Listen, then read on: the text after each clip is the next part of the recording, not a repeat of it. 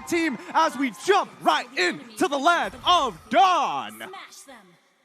Oh man, I'm excited for this one. I like both team compositions like I mentioned, but at the same time, when will Rival be able to get to that point where Hayabusa needs to be to get those shadow kills off and just work around that? Again, 5-man rotation is going to be strong for them.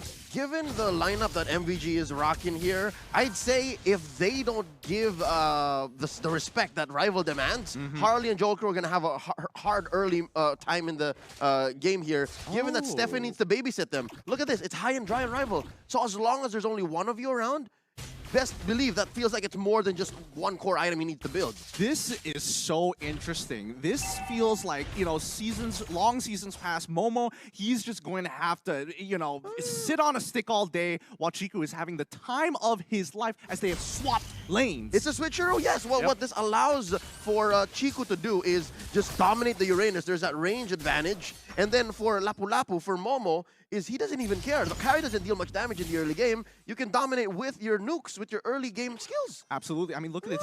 They already got it half, but MVG, they want to go for something here. Can they actually pull it off? I mean, Yunsuke, he sees what's going on and giving that extra information to Chiku. I feel like Torak want to actually bring the fight to Malvinas.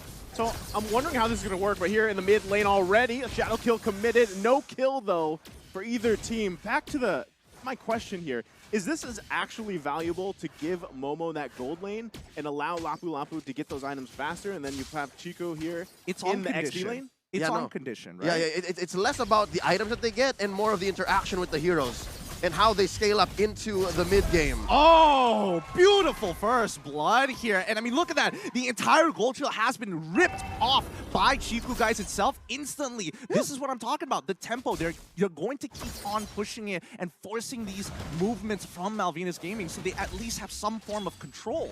Yeah. I mean, first turtle of the game, they do have that advantage. Let's see if they can zone him out pretty well here. Steffi has to get out of there, too. It's just going to go over to the hands of Rival. And this is the thing, right? Hayabusa with an early kill sets you up for that first easy turtle take. This is huge already for them. I feel like Malvinas Gaming was expecting Torak to play slow, but with the lane swap and how fast they're shredding down these neutral objectives, as well as turrets, I think Malvinas Gaming really need to rethink their plan. It's a very fundamental approach to the game. It was less about building items and more of, this hero's not going to do anything to me. Let me just take advantage of this. And look at this. Converting straight into a 245 push. Bottom lane, that's a no-go. That's a dead zone for MVG. Really beautiful map movements coming in from Torak. You can see the mid lane support run down to help Chiku guys, but at the same time, Hayabusa is not going to let free EXP and gold be a waste. Oh, Yunsuke! Oh, Yunsuke, you're going to go in with a flicker, and everybody there to back him up, but they can't get the kill just yet. Harley able to get it out of dodge, but it's Dragon that falls here in the mid lane. A little unlucky there with the Shadow Kill RNG. It ended up onto the Uranus, but looking at topside, Joel Cruel. Go through, gonna try to get out. There's the flicker in with the kick as well. Chiku guys gonna fall here. Joel Crew picking up a kill. Yep, fight started and it was Chiku guys was actually ahead, right? Both on EXP and on gold, but they had the man advantage. MVG, they were just much, much faster. And this is what I was talking about. If Steffi can hide in the right bushes, he can actually catch off guard TDK and maybe shrink this early gold lead. 1.5 in under 4 minutes, that's actually pretty big. Yeah, no, I think it's just the foreshadowing that Steffi foresaw. It's like, okay, you broke a tier 1, where's the next move you're going to make? You are going to have to run through the river or walk through the lane to get to that top side of the map. Oh, fully stacked here. Steffi gonna get taken out right away with a shadow kill to follow up. Forcing Harley out here with wings by wings, but another kill going in the hands of Todak. And now here's another concept that we have to understand.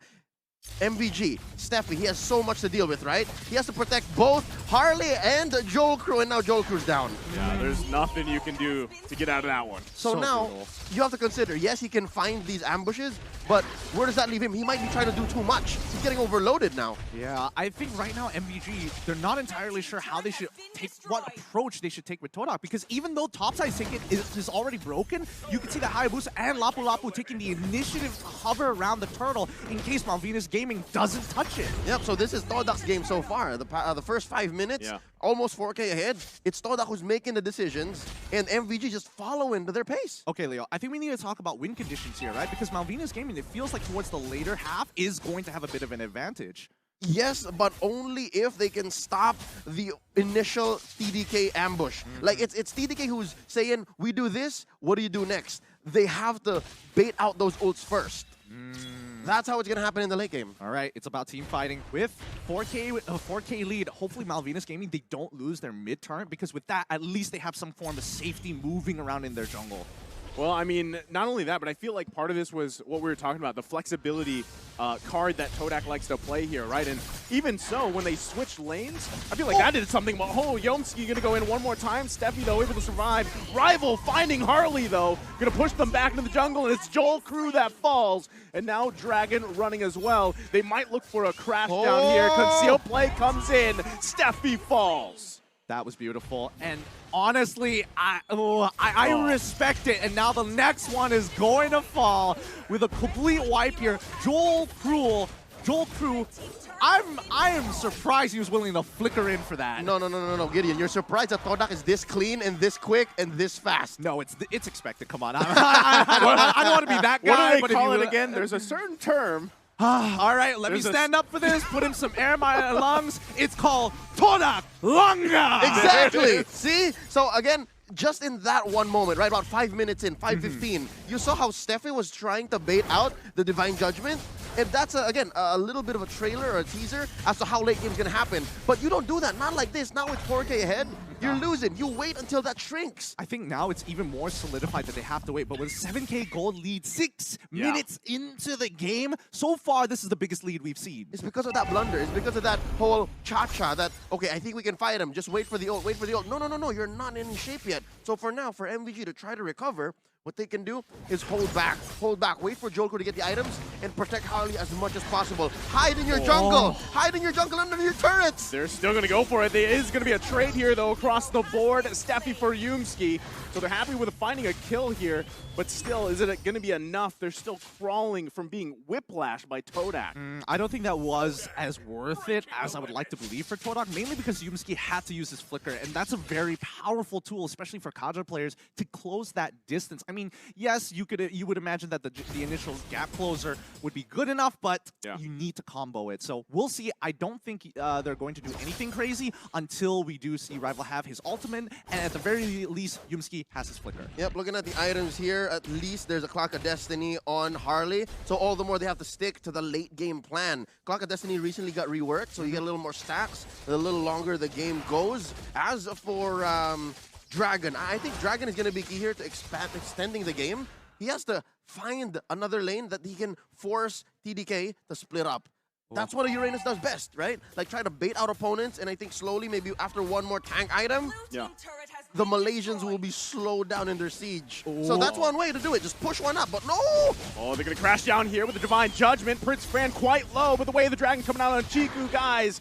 But meanwhile, Moon able to get his own. Harley falls. They're chasing back the Shadow Kill. Takes out Steffi, and it's 4 that fall for MVG. Beautifully played by Momo, able to cancel that feather and airstrike, really putting the pressure on Malvinas right now, and Dragon unable to get into the fight in time to slow down the front line of Todak. Yeah, no, and I think he used the flicker just to finish one hero off. The cancel was already done. He's like, I have my killer instinct, dude. I just need to flicker in. And now they're going to convert straight up into a turret. And yeah, see, look, so Dragon, you can say Dragon, he's going up there. He's building up to at least some level of peel. This is crazy. An inhibitor turret in the base has gone down before that Lord has even spawned, right? That's just how much pressure TDK is putting here. And now Lord is up. This is a 10K gold lead 9 minutes in. Yeah, I think for Malvinas Gaming, this is a really huge mountain to climb, and especially in local MPLs, a 10K gold lead is pretty much death to a lot of teams this early on, pre-10 minutes. Rarely happens. Yeah, rarely happens as well. Well, I don't know. MPL MY is a little whack. Well, that's why. That's why it explains how Todak is just through the roof now. Look, even Yumski deals more damage than Harley. I'm surprised that Moon is top of the charts. He's kind of killing it. It's terrifying. AoE, it's terrifying. Yeah, no. He's in everybody's faces, right? So, given how far Moon has taken this and how much gold Rival is farming, this is also surprising, right? Because if I'm not mistaken, he's also taken away even MVG's jungle. Yeah, they're invading pretty often here. Are they going to sacrifice the tier 2? But Conceal. Divine Judgment going to come out on Prince Fran and the Retribution, but still, they're going to just push them off. They don't want to do the Lord. There's nothing left for Prince Fran. He's more like a popper. And speaking of popping, Dragon. The Peruvian Dragon. More like the Peruvian Lizard. just got popped. So it's tough. So again, I presented one alternative. Dragon should buy a part of the map, right? So that the rest of them can try to farm up, give items to Harley and Joe Crew. But it's so hard when Todak knows that they're that much ahead that they can Divine Judgment Dragon and it's all right. Yeah, and they also know that they don't need the Lord. The next inhibitor is about to fall. They are just naturally stronger. Oh, Steffi gonna get caught in a bad position here. Falls into the jungle, and now Joel Crew, I don't think he can get back to base in time here. He's gonna get chased down. Momo coming in flashy style with the flicker. Not even needed here, but Joel Crew still on the run. Yunsi gonna dash in here. This is one way to do it. This is one way to do it. Say what you will. Joel Crew was gonna die anyways, but he bought what? A solid 10-15 seconds. 10-15 seconds, but it's still rough. I mean, they're not taking Lord. If Todak wants to end this game, they just take Lord, they just run it down, and they can pretty much force a fight guaranteed underneath the crystal of MVG. I'm looking at a threshold of maybe 15 minutes. But if MVG can at least try to conserve themselves and stay alive up until 15 minutes, have at least maybe one more core item on Harley and Joel Crew, maybe. But that's the thing, like, who is your saving grace here for MVG, right? Harley, Joel Crew. Joel Crew is so far away from that. Harley, though, able to survive just a bit. Oh, never mind. Chiku, guys, from the backside. Now they're going to find Joel Crew as we were just talking about him. They fall here, and another one goes down. 4 fall again for MVG, and there's nothing Dragon can do here to defend. It's a maniac for Chiku, guys. GG, well played. Game goes to Todak here as they're able to score their very first point here in Group B. Wow, what a game. How many times in this game was Dragon dragged? It came to that point wherein the Uranus has maybe 2 main jobs, right? Past the 3-minute mark, you're looking at, okay, it's a losing game. Dragon, you have to be the main peel. Your lane is dead. And so far, Todak just leaned into it. Like usually,